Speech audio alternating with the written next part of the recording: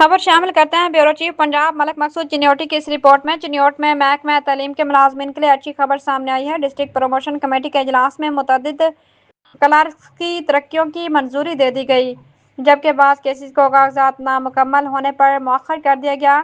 चिन्योट में district promotion committee का अहम इजलास वासिक अब्बास हलाल की ज़ेर सदारत मुनक्किद हुआ, जिसमें महकमा तालीम से ताल्लुक रखने वाले क्लर्क्स की तरक्कियों के केसेस का तफसीली जायजा लिया गया। एडिशनल कमिश्नर जनरल वासिक अब्बास हलाल का कहना था कि मेरिट पर तमाम केसेस का जायजा लिया है।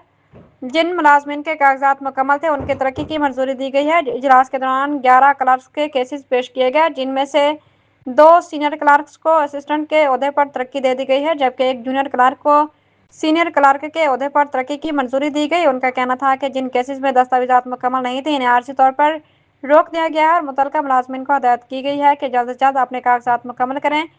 एडिशनल कमिश्नर जनरल का कहना था कि कागजात नामुकम्मल होने की वजह से 8 क्लर्क्स की तरक्की फिलहाल मौखर कर दी गई है। ताहम हुकाम के मुताबिक जैसे ही दस्तावेजात मुकम्मल होंगी इन केसेस पर दोबारा गौर किया जाएगा।